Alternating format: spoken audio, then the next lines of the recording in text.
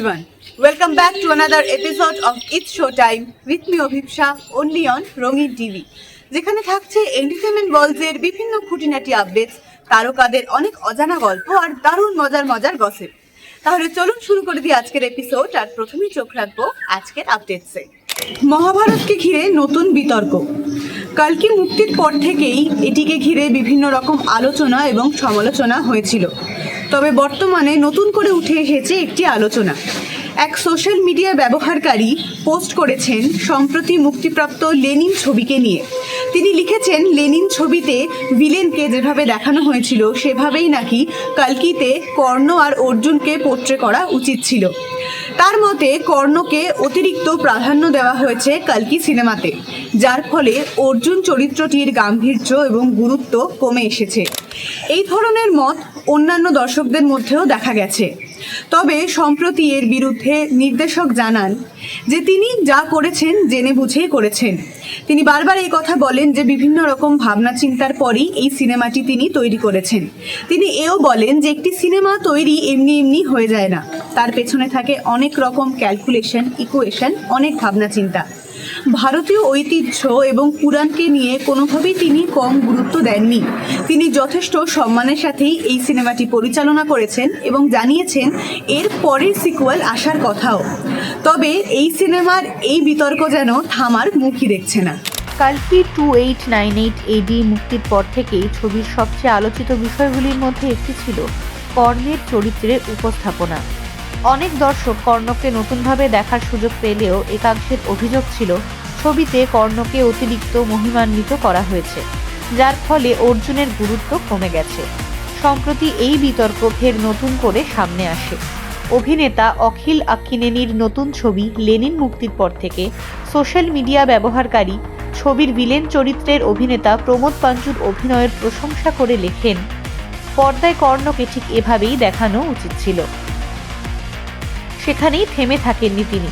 সরাসরি কালকি 2898 ADর সমালোচনা করে দাবি করেন পরিচালক নাগ আশ্বিন কর্ণকে অতিরিক্ত গৌরবান্বিত করেছেন, অর্জুনকে ছোট করেছেন।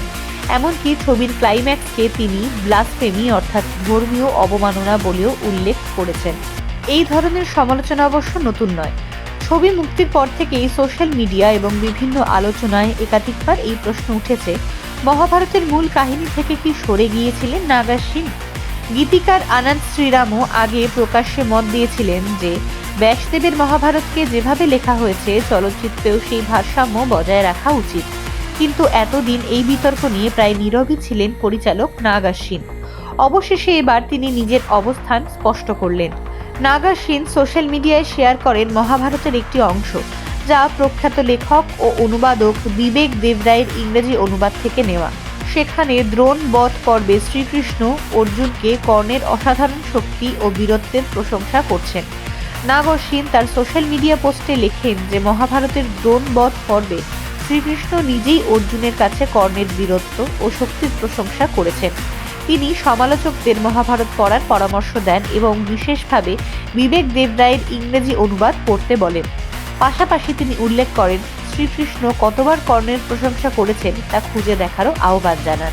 পোস্টের শেষে নাগ আশ্বিন আরও লেখেন যে ভারতের ইতিহাস ও ঐতিহ্যের প্রতি তার গভীর শ্রদ্ধা রয়েছে এবং তিনি জানেন তিনি কি করছেন। একই সঙ্গে তিনি দর্শকদের এই সিনেমার পার্ট 2 এর জন্য অপেক্ষা করার ইঙ্গিত দেন। পরিচালকের শেয়ার করা অংশে বলা হয়েছে শ্রীকৃষ্ণ অর্জুনকে বোঝাচ্ছেন কর্ণের জন্মগত কবচ ও কুণ্ডল যদি তার কাছেই থাকত, আর যদি তিনি ইন্দ্র প্রদত্ত অমোঘ অস্ত্রটি ঘটোৎকচের বিরুদ্ধে ব্যবহার না করতেন, তাহলে 3 জগতের দেবতাদের পক্ষেও কর্ণকে পরাজিত করা প্রায় অসম্ভব হয়ে উঠত। অর্থাৎ মহাভারতের মধ্যেই কর্ণের শক্তি ও বীরত্বের উল্লেখ রয়েছে, সেটাই তুলে ধরতে চেয়েছেন পরিচালক। বর্তমানে কালকি 2898 ADর দ্বিতীয় কিস্তির কাজ চলছে। প্রথম ছবিতে অভিনয় করেছিলেন প্রভাস, অমিতাভ বচ্চন, কামাল হাসান এবং দীপিকা পাডুকোন। তবে ইতিমধ্যেই খবর এসেছে দীপিকা পাডুকোন আর এই ফ্র্যাঞ্চাইজির পরবর্তী ছবির অংশ থাকছেন না, ফলে নতুন কাস্টিং নিয়েও জল্পনা তুঙ্গে। বলিউডে যখনই স্টাইল, সৌন্দর্য আর আত্মবিশ্বাসের কথা ওঠে তখন প্রথম সারিতেই থাকে একটি নাম, দীপিকা পাডুকোন। আর এবার সেই দীপিকাকেই ফের খবরের শিরোনামে আসতে দেখা গেল, কারণ দ্বিতীয়বার মা হতে চলেছেন তিনি। কিন্তু মাতৃত্বের এই বিশেষ সময়েও কাজের প্রতি তার নিষ্ঠা যেন একটুও কমেনি। সম্প্রতি সোশ্যাল মিডিয়ায় প্রকাশ্যে এসেছে একটি নতুন বিজ্ঞাপনের ভিডিও, আর সেই ভিডিওতেই দেখা গেল অন্তঃসত্ত্বা দীপিকা পাডুকোনকে। ছোট্ট বেবি বাম, মুখে মাতৃত্বের উজ্জ্বলতা আর আগের মতোই অনবদ্য আত্মবিশ্বাস। সব মিলিয়ে ভিডিওটি এখন সোশ্যাল মিডিয়ায় ভাইরাল। ভিডিওটি প্রকাশ্যে আসতেই নেটিজেনদের চোখ আটকে যায় অভিনেত্রীর বেবি বাম্পে। অনেকেই লিখেছেন দুয়ার মা সুপারস্টার, অনেকেই তাকে ইতিমধ্যে বলেছেন সুপার মম। চলতি বছরের এপ্রিল মাসেই দীপিকা ও রণবীর সিং ঘোষণা করেছিলেন তারা দ্বিতীয় সন্তানের অপেক্ষায় রয়েছেন।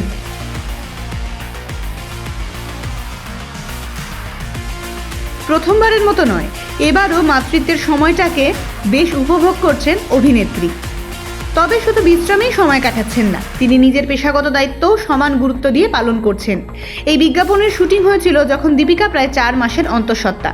শুধু তাই নয়, শোনা যাচ্ছে এই সময় তিনি শাহরুখ খানের বহু প্রতীক্ষিত ছবি কিংয়ের শুটিংও শেষ করেছেন। অর্থাৎ মাতৃত্ব আর কাজ দুইয়ের মধ্যে দারুণ ভারসাম্য বজায় রেখেছেন অভিনেত্রী। দীপিকা রণবীরের ব্যক্তিগত জীবন নিয়েও এখন ভক্তদের আগ্রহ তুঙ্গে। 2024 সালের সেপ্টেম্বর মাসে তাদের প্রথম সন্তান কন্যা দুয়ার জন্ম হয়। ছোট্ট দুয়াকে ঘিরে তাদের একাধিক মুহূর্ত আগেই ভাইরাল হয়েছে। বলিউডের অন্দরেও অনেকের মতে দুয়ার জন্মের পর থেকেই যেন রণবীর সিংয়ের কেরিয়ারেও নতুন অধ্যায় শুরু হয়েছে। দীর্ঘ সময়ের পর তিনি ব্লকবাস্টার সাফল্যের মুখ দেখেছেন। এবার সেই পরিবারে আসতে চলেছে আরও এক নতুন সদস্য। ফলে রণবীর ও দীপিকার জীবনে শুরু হতে চলেছে প্যারেন্টহুডের দ্বিতীয় ইনিংস। বলিউডের ড্রিম গার্লের বায়োপিকে অভিনয় করতে দেখা যেতে চলেছে কোন অভিনেত্রীকে?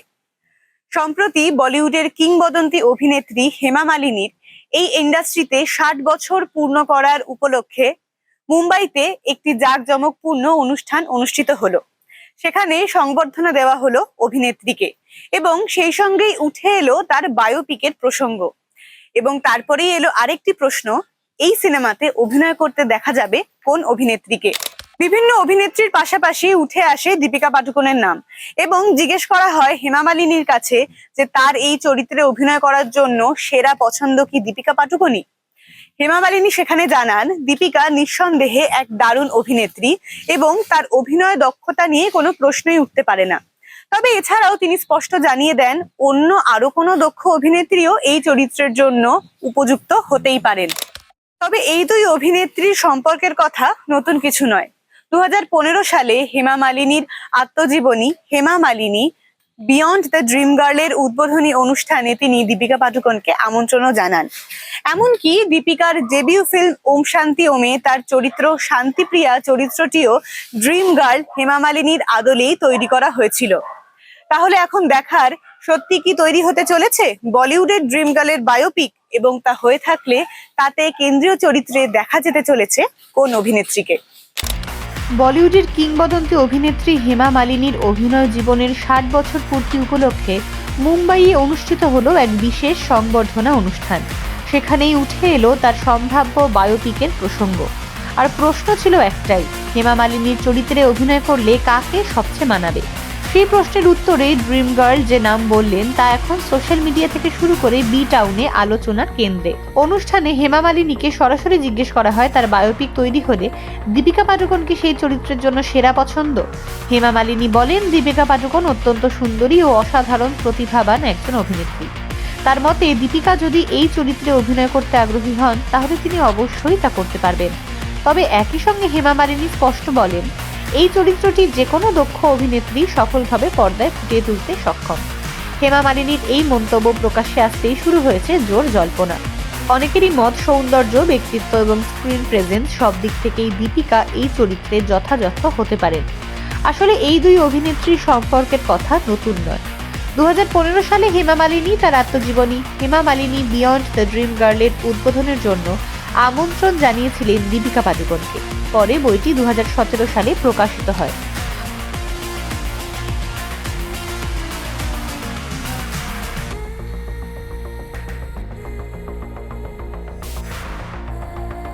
শুধু তাই নয়, 2007 সালে দীপিকার অভিষেক ছবি ওম শান্তি ওমের তার শান্তিপ্রিয়া চরিত্রটি তৈরি করা হয়েছিল 70-এর দশকের বলিউডের গ্ল্যামারাস নায়িকাদের অনুপ্রেরণায়। ছবিতে তাকে ড্রিমি গার্ল বলেও উল্লেখ করা হয়, যা অনেকের মতে হেমা মালিনীর জনপ্রিয় ড্রিম গার্ল ইমেজেরই এক আধুনিক প্রতিফলন। 60 বছরে গৌরবময় অভিনয় সফর উদযাপনের পর হেমা মালিনী তার অনুরাগীদের ধন্যবাদ জানিয়ে সামাজিক মাধ্যমে আবেগঘন বার্তাও শেয়ার করেন। সম্প্রতি রবিনা ট্যান্ডন তার 2001 সালে মুক্তিপ্রাপ্ত ছবি আক্সের 25 বছর পূর্তি উদযাপন করছেন। সম্প্রতি তার সোশ্যাল মিডিয়া হ্যান্ডেলে এই ছবির কিছু ঝলক তিনি পোস্ট করেছেন এবং সেখানে তার লুকের পাশাপাশি অমিতাভ বচ্চনেরও কিছু লুক দেখতে পাওয়া যায়। এই ছবিতে রবিনা ট্যান্ডনের পাশাপাশি অমিতাভেরও ছিল একটি গুরুত্বপূর্ণ চরিত্র। এই ছবি নিয়ে লিখতে গিয়ে তিনি লেখেন যে দারুণভাবে নস্টালজিক হয়ে পড়ছেন তিনি। ভাবতেই পারছেন না 25টা বছর ইতিমধ্যে চলে গেছে। এটি তার একটি অন্যতম প্রিয় সিনেমা ছিল এবং তার এই পোস্টের কমেন্টে বিভিন্ন দর্শকও এই একই কথাই লেখেন। তারাও জানান যে নিতা চরিত্রে তার অভিনয় এখনো মনে থেকে যাওয়ার মতো। অনেকে এও বলেন যে এই সিনেমার ইয়ে রাত গানটি তাদের অন্যতম পছন্দের একটি গান। এর পাশাপাশি বিভিন্ন দর্শকেরা শুভেচ্ছা বার্তা জানান এবং জানান যে এই সিনেমাটি তাদের কাছে কতটা প্রিয়। 2001 সালে মুক্তি পায় এই সিনেমাটি। এখানে আমরা অভিনয় করতে দেখতে পাই রবিনা ট্যান্ডন, মনোজ বাজপেয়ী, অমিতাভ বচ্চনের মতো স্টলওয়ার্ড অভিনেতাদের। অভিনেত্রী রবিনা ট্যান্ডন তার 2001 সালের ছবি আক্সের 25 বছর পূর্তি উদযাপন করছেন। তিনি জানিয়েছেন ছবির নিতা চরিত্রটি আজও তার হৃদয়ের খুব কাছে। সোশ্যাল মিডিয়া হ্যান্ডেলে একটি পোস্টে রবিনা এই ছবির কিছু ঝলক শেয়ার করেছেন, যেখানে তার চরিত্রের পাশাপাশি অমিতাভ বচ্চনের লুকও দেখা যাচ্ছে।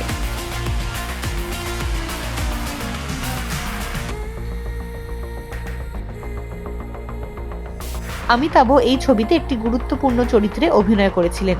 রবিনা লিখলেন, আক্সের 25 বছর, ভাবতেই অবাক লাগছে যে 25টা বছর কেটে গেল। নিতা চরিত্রটা আজও আমার মনের খুব কাছের। এই চরিত্র এবং ছবিটা যে আজও দর্শকের মনে আছে, এটা আমার কাছে অনেক বড় ব্যাপার।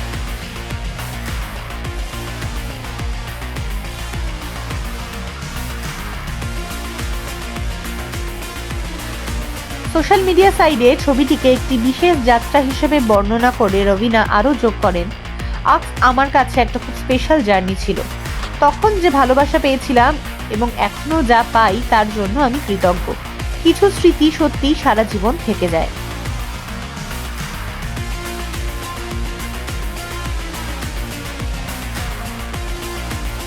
রবিনার এই পোস্ট দেখে অনুরাগীরাও নস্টালজিক হয়ে পড়েছেন। অনেকেই ছবিটির স্মৃতিচারণ করেছেন। একজন লিখেছেন, অসাধারণ, অবিস্মরণীয়, অপ্রতিরোধ্য। আরেকজন যোগ করেছেন, মনে পড়ছে বহু বছর আগে দেখেছিলাম, নস্টালজিক লাগছে।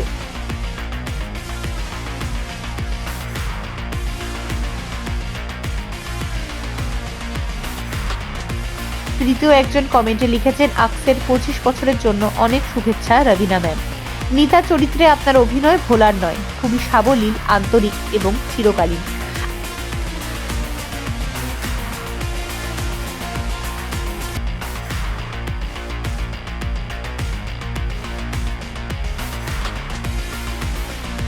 আমাদের এমন একটি চরিত্র উপহার দেওয়ার জন্য ধন্যবাদ, যা আমরা সব সময় মনে রাখবো। ইয়ে রাত গানটা আমার চিরকালের প্রিয় হয়ে থাকবে। রাকেশ ওমপ্রকাশ মেহরার পরিচালনায় আক্স ছবিটি 2001 সালে মুক্তি পায়।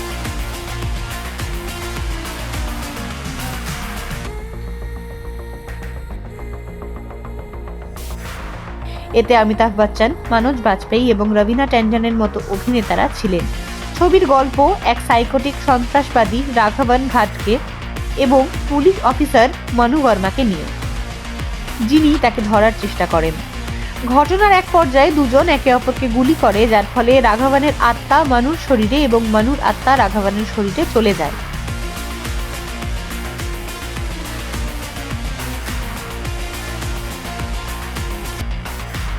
কাজের ক্ষেত্রে রবিনাকে শেষবার ওয়েলকাম টু দ্য জঙ্গলের ছবিতে দেখা গেছে। আহমেদ খান পরিচালিত এই ছবিতে রয়েছেন অক্ষয় কুমার, সুনীল শেট্টি, দিশা পাটানি, জ্যাকলিন ফার্নান্ডেজ, আরশাদ ওয়ারসি, জ্যাকি শ্রফ, পরেশ রাওয়াল, লারা দত্তা, জনি লিভার, শ্রেয়াস, তুষার কাপুর, রাজপাল যাদব, তুষা অভিষেক, ইকু শারদা, দালের মেহেন্দি এবং আফতাব শিবদাসানি সহ আরো অনেকে। উর্বশী রতেলা বলিউডের এমন এক অভিনেত্রী, তিনি যাই করেন তা মুহূর্তেই ভাইরাল হয়ে ওঠে। কখনো তার বক্তব্য, কখনো পোশাক, কখনো অভিনয়। তিনি বরাবরই থেকেছেন আলোচনার একেবারে মধ্যে। বর্তমানে একটি সাক্ষাৎকারে তিনি বিভিন্ন কথা শেয়ার করে নেন এবং সেখানেই তিনি জানান যে শুধুমাত্র অভিনয়ে নিজেকে আবদ্ধ রাখতে চান না তিনি। ভবিষ্যতে গিয়ে প্রযোজনা সংস্থা খোলারও ইচ্ছা আছে, এমনকি তিনি কখনো রাজনীতিতেও যোগ দিতে পারেন। এমন সব কথা শোনার পর থেকেই অনেক রকম ভাবে অনেক রকম কথা উঠে আসে। তবে এরপর তাকে প্রশ্ন করা হয় যে পরিচালনা নিয়ে কি তার কোনো ইন্টারেস্ট রয়েছে। দ্বিতীয়বার না ভেবে সঙ্গে সঙ্গেই তিনি উত্তর দেন যে ভবিষ্যতে পরিচালনার কথাও তিনি ভাববেন এবং এর পাশাপাশি তিনি জানান যে তিনি একজন অত্যন্ত আবেগপ্রবণ মানুষ, তাই তার ইচ্ছা আছে টাইটানিকের মতো একটি রোমান্টিক সিনেমা তৈরি করার। এরপর থেকেই শুরু হয় দারুণ আলোচনা, সম্মুখীন হতে হয় বিভিন্ন ট্রোল এবং মিমের। দর্শকদের একাংশ যেমন দারুণভাবে ট্রোল করেন, তেমন সমর্থনও পান দর্শকের আরেকাংশ থেকে। চলতি বছরই কান ফেস্টিভ্যালে তিনি সারা ভারতকে রিপ্রেজেন্ট করেন রেড কার্পেটে হেঁটে। এখন দেখার সত্যি কি উর্বশী রতেলা পরিচালনার ভূমিকায় আসতে চলেছেন এবং এলে সত্যি কি তিনি টাইটানিকের মতো কোনো রোমান্টিক সিনেমা তৈরি করতে পারেন কিনা। বলিউডের এমন একজন অভিনেত্রী উর্বশী রতেলা, যিনি যাই করেন তা মুহূর্তের মধ্যে ভাইরাল হয়ে যায়। কখনো তার পোশাক, কখনো বক্তব্য, আবার কখনো আত্মবিশ্বাস, সবকিছু নিয়েই সোশ্যাল মিডিয়ায় চলে বিস্তর আলোচনা। আর এবার ফের শিরোনামে উর্বশী। সম্প্রতি এক সাক্ষাৎকারে নিজের ভবিষ্যৎ পরিকল্পনা নিয়ে মুখ খুললেন অভিনেত্রী, আর সেখানেই এমন এক ঘোষণা করেছেন যা শুনে অনেকেই অবাক। উর্বশী জানিয়েছেন শুধু অভিনয়ে নিজেকে আটকে রাখতে চান না,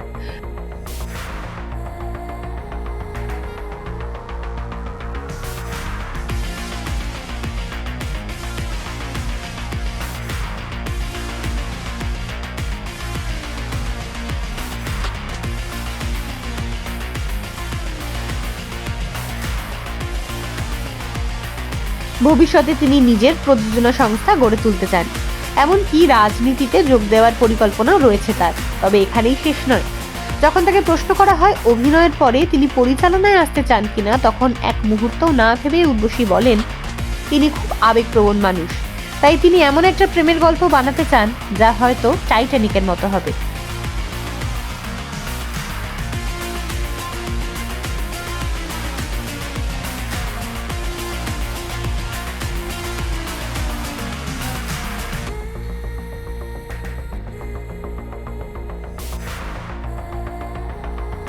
ব্যাস, এই একটি মন্তব্যই এখন সোশ্যাল মিডিয়ায় সবচেয়ে আলোচনার বিষয়। সাক্ষাৎকারের ভিডিও প্রকাশ্যে আসতেই নেট দুনিয়ায় শুরু হয় মিম, ট্রোল আর নানা রকম মন্তব্য। একদিকে ট্রোল, অন্যদিকে সমর্থন, দুই মেরুতেই এখন আলোচনার কেন্দ্রে উর্বশী রতেলা।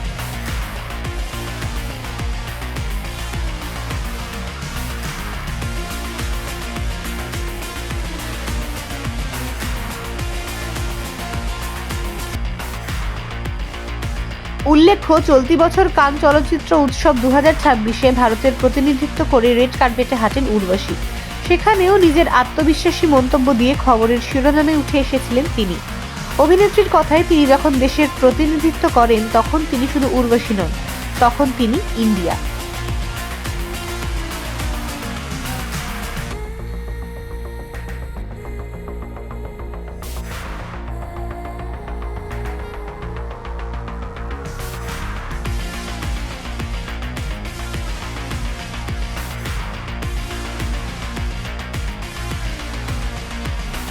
কাজের ক্ষেত্রেও বেশ ব্যস্ত সময় কাটছে তার। সম্প্রতি তাকে দেখা গেছে জনপ্রিয় OTT series inspector Avinash season 2-তে। Well, that's it for the day. আবারও ফিরে আসবো নতুন নতুন আপডেটস, গসিপ আর খবর নিয়ে। ততক্ষণ সঙ্গে থাকুন, দেখতে থাকুন ইটস শো টাইমের উইথ মি অভিপ্সা, অনলি অন রঙিন টিভি।